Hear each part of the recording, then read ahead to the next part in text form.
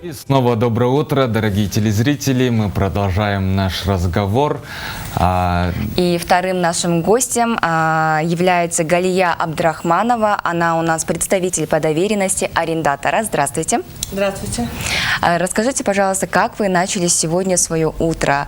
Может быть, вы делаете разминку или это такой правильный завтрак? Ну, естественно, завтракаем, но дело в том, что мне сегодня нужно было пораньше встать еще до намаза, я намаз читаю, до намаза, и как бы с раннего утра, практически с 4 часов, я готовилась к процессу. Сегодня процесс у нас в Бишкекском городском суде именно по отмене правоустанавливающих документов моего доверителя. Это арендатора Садыкова Артура Айджигитовича. Да, вначале можете рассказать, пожалуйста, какие судебные разбирательства идут? Вот мы будем сегодня говорить о футбольном поле, которое находится по адресу Ибраимова, верно, да? Какие идут разбирательства? Можете, пожалуйста, ввести вкратце в курс дела? В двух словах. Значит, между ТСЖ «Горный ручей», который являлся собственником земельного участка, оформился договор аренды в 2012 году. В 2013 году, зарегистрировав свое право, он в Госрегистре получает удостоверение на праве временного пользования. То есть он является арендатором. Прежде чтобы все это получилось, обязали арендатора, согласно протоколу собрания, жильцы, оформить на ТСЖ госакт и правоустанавливающие документы зарегистрировать. И в силу этого, как бы, отношения были бы, он становится арендатором, ну, скажем, небольшого кусочка земли, где, согласно договору аренды и договоренности, там будет строиться строение из легких конструкций в виде футбольного поля. Вот. Значит, 2013 год, в 2014 году он начал легализацию, обращался в Бишкек архитектуры и так далее. Там были судебные споры с ОАО или БИРС, это очень большая тема, серьезная тема. И вот до 2019 года, даже до 2017 года ТСЖ «Горный ручей» был на стороне Садыкова, на стороне своего арендатора, как арендодатель, практически шел против исков ОАО «Ильбирс», но однако по какой-то причине решил поменять свои позиции, я считаю, это более чем некрасиво, поменял позиции и вышел на сторону Ильбирса. То есть он начал обращаться в гостехинспекцию, во все государственные правоохранительные органы о том, что у его арендатора документы не в полном порядке, разрешительных документов нет, просим решить вопрос. Естественно, по причине его заявления еще в 2019 году ГАСК ЖКХ, то бишь в прежнем был ГИТБ, да, гостехинспекция, обращается в суд с иском о признании этих правоустанавливающих документов и признании ее регистрации недействительным. То есть ответчиком был здесь Госрегистр. Конечно, отдать нужно должное судье Досалиеву. Настолько четко в рамках АПК КР он рассмотрел дело, и была подана частная жалоба. Кстати, он отказал только лишь по причине, что был пропущен срок, нет уважительной причины, что был пропущен срок, да, вот, и дело прекращено. Однако ТСЖ обратился в Бишкекский городской суд, сегодня процесс в 2 часа, и говорит, что незаконно вынесли решение. А вообще вот в чем цель такого переживания и отстаивания этого строительства? Цель в одном, что сегодня мы уже привыкли к тому, что наш Бишкек заполнен саунами, заполнен не тем, чем надо, из-за чего у нас сегодня молодежь, она уходит в другое русло, она и так из-за тиктоков, да, дома засиживается и так далее, занимается неправильными делами, но сегодня мой доверитель, арендатор, он построил футбольное поле. И само слово «футбольное поле», само его наименование и его назначение, я думаю, о плохом ничего не говорит. футбольное поле для спорта. Я еще раз повторю, что во исполнение, это было 5 указов, как вы помните, президент Кыргызской республики в 2021 году, в конце 2021 года вынес, в начале 2022 вынес 5 указов, один из которых был повышение культурно-воспитательного характера молодежи, где он прям четко говорил: поднимайте, стройте спортивные комплексы, теннисные, скажем так, поля и так далее.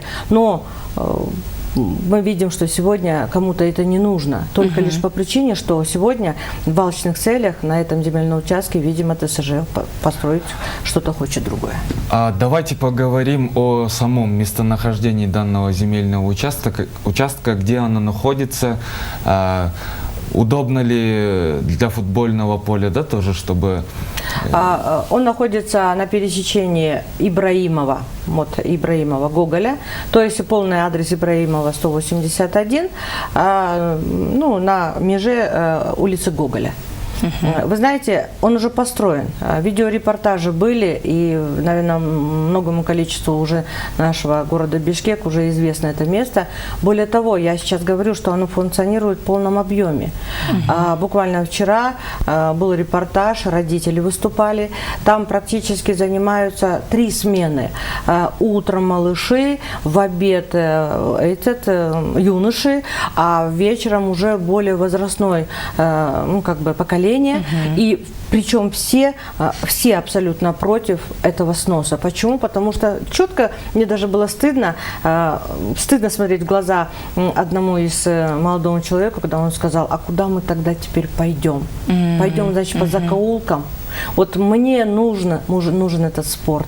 Я занимаюсь. У меня ребенок туда ходит. То есть уже поле функционирует, есть те, кто занимаются постоянно, и уже много, да, как я понял? Совершенно верно. Функционирует в полном объеме. И что тогда, какой вред может приносить арендатор? По каким, скажем так, правилам, нормам, я не знаю, противопоказаниям эта земля будет использоваться не по назначению? То есть футбольное поле, оно сегодня нужно для сегодняшней молодежи. Да. Мне кажется, вы правильно указали, что сейчас век интернета, многие дети, они сидят за телефонами, за компьютерами, и действительно вот подобное место, где человек именно развивает свое не только ментальное здоровье, но и вот физическое свое здоровье. И мне кажется, действительно, это место, оно более чем необходимо для нашего подрастающего поколения. Да. А вот можете, пожалуйста, указать, либо я прослушала, какие документы сейчас имеются у Артура Сыдыкова? На сегодняшний день имеется договор аренды на 49 лет. Я еще призабыла один момент, и он очень главный.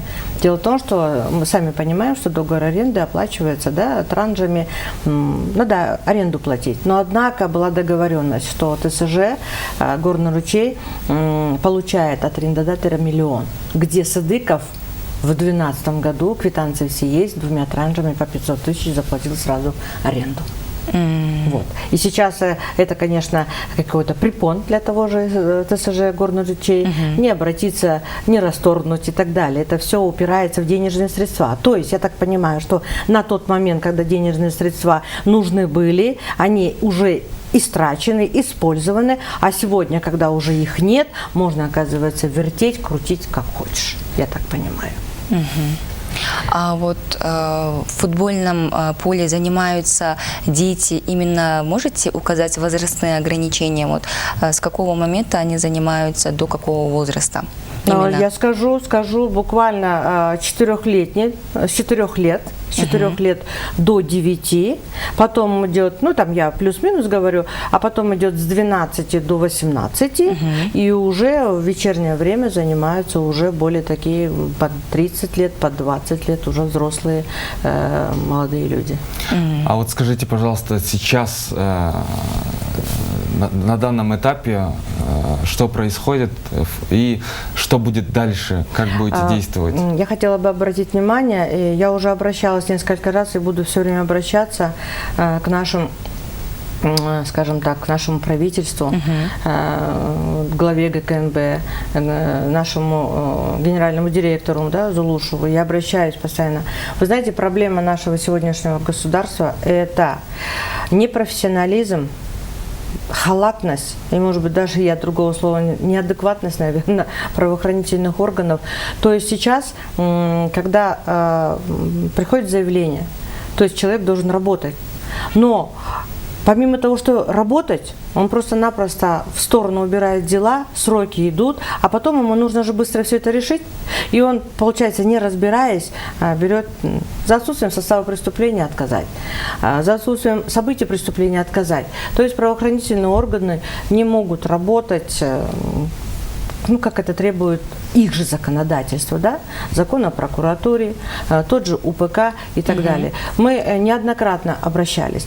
То есть со стороны ТСЖ и Горно-Ручей, то есть со стороны ОАО «Эльбирс» можно было что-то возбуждать и так далее. Но, однако, когда только мы обращаемся, то получается такой, ну, как не своеобразный, а заурядный ответ. В судебное разбирательство правоохранительные органы вмешаться не могут. Извините, это противозаконно. Все на этом. А как мы тогда должны? А куда мы должны обращаться? А вот по поводу судебных уже, скажем так, разбирательств, конечно, отдать нужно должное.